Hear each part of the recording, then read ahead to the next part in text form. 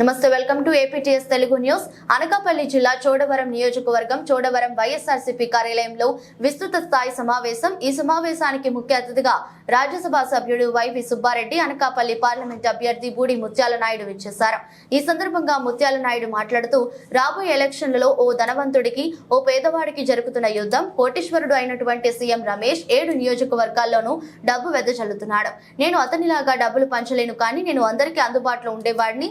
అనంతరం వైవి సుబ్బారెడ్డి మాట్లాడుతూ, చంద్రబాబు నాయుడు కుళ్ళు కుతంత్రాలతో రాజకీయం చేస్తున్నాడని, మొన్న మన ముఖ్యమంత్రి జగన్ గారిపై జరిగిన రాయి దాడులు చంద్రబాబు నాయుడు వేయించాడని, మనకి వస్తున్న ఆదరణ చూడలేక ఇటువంటి పన్నాగాలన్నీ పన్నుతున్నాడని, జగన్మోహన్ రెడ్డిని ఎదుర్కోలేక 3 పార్టీలు కలిపి కూటమిగా ఏర్పడి ఈ ఎన్నికల్లో ఎలాగైనా సరే గెలవాలని ఆలోచిస్తున్నారని, కానీ సింహం సింగిల్ గానే వస్తుందని పవన్ కళ్యాణ్ ప్రతిసారి చెప్తారు కదా, అలాగే మన జగన్మోహన్ రెడ్డి సింగిల్ గానే వచ్చి మళ్ళీ ముఖ్యమంత్రి అవుతారని తెలిపారు. గతంలో అనేక అక్రమాలు చేసుకుని అడ్డగోలుగా సంపాదించుకునేటటువంటి ఇక్కడికి తెప్పించడం జరిగింది.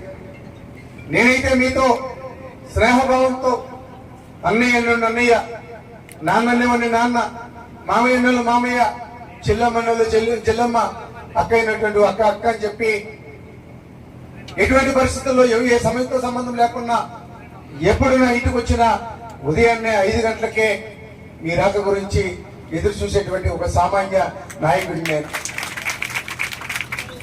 తను ఎక్కడ ఢిల్లీలో విమానం ఎక్కితే నాకు విశాఖపట్నం ఎయిర్పోర్ట్ లో దిగి బెంచ్ కారులో అనకాపల్లికి వచ్చి ఒక మీటింగ్ పెట్టుకొని వెళ్ళిపోయేటువంటి నాయకుడు తనైతే నిత్యం మీరు ఎక్కడి నుంచి ఫోన్ చేసినా సమయంతో సంబంధంలా, నెంబర్తో సంబంధంలా, అతి సామాన్యుడు కూడా కష్టం కలిగిందని చెప్పి ఫోన్ చేస్తే ఫోన్ తీసేటువంటి నాయకుడిగా ఈ రోజు నాకు గుర్తించుకున్న విషయాన్ని ఇప్పటికే మీ అందరికీ కూడా తెలుసు. వేసవకాలంలో అయితే 5 గంటలకు అందుబాటులోకి వచ్చేస్తాను.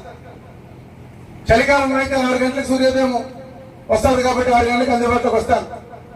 ఇప్పటి వరకు ఏ విధంగా అయితే ఉప ముఖ్యమంత్రిగా ఉన్నప్పటికీ కూడా ఒక పక్క ముఖ్యమంత్రి గారికి అప్పచెప్పినటువంటి బాధ్యతని సక్రమంగా నిర్వర్తిస్తూ గ్రామంలోనే నిత్యం మిగిలిన సమయంతో కూడా గ్రామంలోనే గడుపుతూ అన్ని ప్రాంతాలు కూడా తిరుగుతూ స్నేహపూరితమైనటువంటి వాతావరణంలో ప్రతి కార్యకర్తలు కూడా దగ్గర తీసుకొని వారు వచ్చినటువంటి పనిని పూర్తి చేసేటువంటి పరిస్థితుల్లో ఇప్పటి వరకు మేము వచ్చి ఉన్నాం. ఇంకా మేలైన వైద్యము ఇంటికే అందించాలి. వైద్య పరీక్షలు కూడా చేయించి వాళ్ళకి ఏమన్నా రాబోయే రోజుల్లో కూడా ఏమన్నా వైద్యపరమైన సమస్యలు వచ్చే విధంగా ఉంటే వాటిని ముందుగానే వైద్య పరీక్షల ద్వారా పసిగట్టి వాటికి కూడా వైద్యం, మందులు ఉచితంగా ఇచ్చే విధంగా కూడా గత 6 నెలల నుంచి కూడా మన రాష్ట్రంలో జగనన్న ఆరోగ్య పరీక్ష ద్వారా ఎన్నో కార్యక్రమాలు చేయటం జరిగింది. ఎందుకంటే నాణ్యమైన విద్య, వైద్యం ఇస్తే భావితరాలకి, ప్రజలకి, అందరికీ ఉపయోగపడతాయనే గొప్ప ఆలోచనతో స్వర్గీయ రాజశేఖర రెడ్డి గారు ఆ రోజుల్లో ఉమ్మడి ఆంధ్రప్రదేశ్ రాష్ట్రంలో పేదవాడికి నాణ్యమైన విద్య ఇవ్వడం కోసం ఫీజు రియంబర్స్మెంట్ అప్పుడు ఉమ్మడి రాష్ట్రంలో మొదలుపెట్టారు. ఆ తర్వాత వైద్య రంగంలో కూడా ఆరోగ్యశ్రీ లాంటి పథకాన్ని దేశంలో మొట్టమొదటిగా తీసుకొచ్చారు. అటువంటి పథకాలను ఆ రోజుల్లో ఆయన ఉమ్మడి రాష్ట్రంలో చేశారు కాబట్టి ఈ రోజు ఉమ్మడి రాష్ట్రాల్లో ప్రజల గుండెల్లో ఇప్పటికీ చిరస్థాయిగా స్వర్గీయ రాజశేఖర రెడ్డి గారు ఉన్నారు అని చెప్పి ఈ సందర్భంగా తెలియజేస్తున్నారు.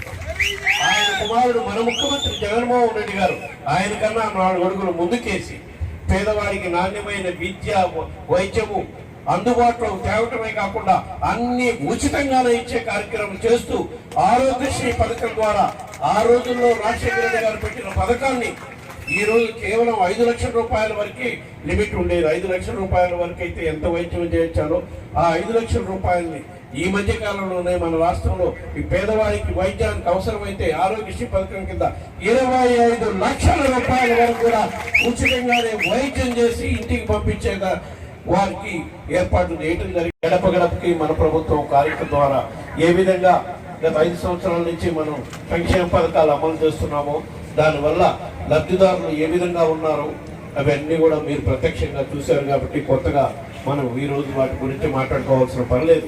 ఎందుకంటే దేశంలో ఏ రాష్ట్రంలో కూడా అమలు చేయని సంక్షేమ పథకాలు అవినీతికి తాము లేకుండా అర్హులైన ప్రతి పేదవాడికి, మరీ ముఖ్యంగా బీసీలకి, బలహీన వర్గాలకి, దళితులకి, మైనార్టీలకి, గిరిజనులకి, మహిళలకి, యువతీ యువకులకి, రైతన్నలకి రకరకాల వర్గాలకు చెందిన వాళ్ళందరికీ కూడా మేలు జరిగే విధంగా సంక్షేమ పథకాలు అమలు చేస్తున్నాం. మన గౌరవ ముఖ్యమంత్రి జగన్మోహన్ రెడ్డి గారి పాలనలో మన ప్రభుత్వం అధికారంలోకి వచ్చినాక ఎటువంటి పథకాల ద్వారా ఈ సంక్షేమ పథకాలు అమలు చేస్తున్నామో కూడా మీకు అందరికీ వివిధ సందర్భాల్లో మనం మాట్లాడుకోవడం జరిగింది. మీరందరూ ప్రత్యక్షంగా కూడా చూసారు. అదేవిధంగా ఏ విధంగా అభివృద్ధి కార్యక్రమాలు చేసుకుంటూ పోతున్నామో కూడా మీరు చూశారు. దేశంలో ఏ రాష్ట్రంలో కూడా ఇటువంటి అభివృద్ధి కార్యక్రమాలు లేవు. ఎందుకంటే గాంధీజీ కలగన్న గ్రామ స్వరాజ్యం నుంచి అభివృద్ధి కార్యక్రమాలు చేయాలి అని చెప్పి గ్రామాల్లో సచివాలయాల నిర్మాణం చేయడం కానివ్వండి, రైతు భరోసా కేంద్రాలు కానివ్వండి, ఆరోగ్య క్లినిక్స్ కానివ్వండి, పాఠశాలలని నాడు నేడు ద్వారా ఆధునిక పాఠశాలలుగా ఆధునిక వైద్యశాలలుగా మార్చి పేదవాడికి నాణ్యమైన విద్య వైద్యం ఉచితంగా అందించేదానికి ఎంత ప్రాధాన్యత ఇచ్చారో మన గౌరవ ముఖ్యమంత్రి జగన్మోహన్ రెడ్డి గారు ఒకసారి ఆలోచించారు. ఒక్కొక్క తోకమట, ఒక్కొక్కరికి ఒక్కొక్క బరువట. వాళ్ళ బరువు లేదా వాళ్ళ పరువు మనం ఏ విధంగా తీయాలో తీసే కార్యక్రమానికి మీరు అందరూ కూడా సమయత్వం అవ్వాలని మాత్రం ఈ సందర్భంగా మిమ్మల్ని అందరినీ చేతులు జోడించి కోరుకుంటున్నా. ఎందుకంటే మేము అందరూ కూడా మనందరూ కూడా జెండాను నమ్ముకున్నటువంటి వ్యక్తులం, జెండాను నమ్ముకునే వ్యక్తులం కాదు. కొంతమంది స్వార్థపరులు ఒకరో ఇద్దరు జెండాని ఎంతవరకు మోసినట్టు మోసి ఎక్కడి నుంచి అయితే ఏ పార్టీ నుంచి వచ్చారో ఆ పార్టీ నుంచి మళ్ళీ ఆ పార్టీకి మన జెండాని ఎంతవరకు కూడా ఏంటంటే నమ్ముకున్నట్టు నమ్ముకొని బయటకు చూపించి అమ్ముకొని మళ్ళీ అటు వెళ్ళిపోయారు. అలాంటి వాళ్ళు బుద్ధి చెప్పాలనుకున్నా. ఈ రోజు పార్టీని నాశనం చేయాలని నైవంతులుగా దుర్మార్గులుగా వచ్చినటువంటి వాళ్ళందరూ కూడా బుద్ధి చెప్పాలనుకుంటే మనం కొన్ని త్యాగాలు చేయవలసినటువంటి అవసరం ఉంది. ఎందుకంటే ఈ రోజు పేదోడు కానీ పేదోడు కానీ కూలోడు కానీ నాలోడు కానీ హాయిగా ఈ రోజు 5 ఏళ్ళు నోట్లో వెళ్తున్నాయి అనుకుంటే అది నిజంగా చెప్తున్నాను. గౌరవ ముఖ్యమంత్రి జగన్మోహన్ రెడ్డి గారు చదువు వల్లే ప్రతి ఇంటికి కూడా 3 లక్షల నుంచి 5 లక్షలు 6 లక్షలు బ్రహ్మాండమైన సంక్షేమ కార్యక్రమాలు అందాయి. ఎంత వినూత్నమైనటువంటి కార్యక్రమాలు కానీ, ఎంత అభివృద్ధి కార్యక్రమాలు కానీ, ఇన్ని సంక్షేమ ముగ్గురు కూడా ఒక ఎజెండా లేదు. వాళ్ళ ఎజెండా అంతా కూడా జగన్మోహన్ రెడ్డిని ఓడించాలనే ఒక ఉద్దేశంతో ముగ్గురు కూడా ఏంటంటే 3 విభిన్నమైనటువంటి అభిప్రాయాలు ఉన్నా మనల్ని దించేయాలి, మనల్ని ముంచేయాలి, ఆంధ్రప్రదేశ్ ముంచేయాలి, ఆంధ్రప్రదేశ్ ముంచేసి వాళ్ళేమో వాళ్ళు ఆస్పర్లుగా వాళ్ళు అంతే పెంచేయాలనే ఉద్దేశంతో ఆ ముగ్గురు కూడా ఏకమై నిజంగా చెప్తున్నా ఆంధ్రప్రదేశ్ ప్రజలందరూ కూడా 1000 కళ్ళతో ఎదురు చూస్తున్నారు. మన ముఖ్యమంత్రిపై ఆ దుర్మార్గులు ముగ్గురు కూడా హత్యా ప్రయత్నం చేయబడారంటే దాన్ని బట్టి మీరు ఆలోచన చేయమని కూడా ఇక్కడ ఉన్నటువంటి వాళ్ళందరూ కూడా అడుగుతున్నారు. ఏమి ఎదుర్కోలేక జగన్మోహన్ రెడ్డి గారి తాలూకా అభిమానాన్ని చూడలేక వాళ్ళు ఏంటంటే జగన్మోహన్ రెడ్డి గారి పట్ల ఉన్నటువంటి ఆదరణ వాడలేక వాళ్ళు హత్య ప్రయత్నం చేస్తూ నిన్నగాక మొన్న జరిగినటువంటి సంఘటన మనం ముక్తకంఠంతో ఖండించాం. ఇక్కడ ఉన్నటువంటి ర్యాలీ నిర్వహించి ఎట్టి పరిస్థితులు కూడా శాంతియుతమైనటువంటి వాతావరణంలో జగన్మోహన్ రెడ్డి గారి ప్రాణాలు కాపాడాలని దేవుని కూడా మనందరం చేయించగలిగామంటే అది ఆయన పట్ల ఉన్నటువంటి నాట్ ఓన్లీ చోడవరం యావత్ ఆంధ్రప్రదేశ్ అంతా కూడా ప్రతి అన్ని వర్గాలు కూడా ఆయన ప్రాణాలు గురించి అనకాపల్లికి దిగుమతి చేసుకొని అడ్డగోలుగా సంపాదించినటువంటి 1000 కోట్ల రూపాయలు తన దగ్గర ఉన్నాయని ఆ రూపాయలు తీసుకొచ్చి ఇక్కడ వెల్ల జిల్లాలోని తద్వారా జనసేన తెలుగుదేశం పార్టీ అభ్యర్థుల్ని గెలిపించుకోవడానికి తను గెలవడానికి ఉపయోగపడుతుందని ఈరోజు 100 కోట్లు ఖర్చు పెడితే రేపు ప్రభుత్వాన్ని ఉపయోగించుకొని 1000 కోట్లు అడ్డంగా సంపాదించుకోవచ్చనేటువంటి ఒక దుష్ట ఆలోచనతో వచ్చినటువంటి సీఎం రమేష్ అనేటువంటి ఓసీకి చెందినటువంటి వారు, ఒక దొర కుటుంబానికి చెందినటువంటి వారు.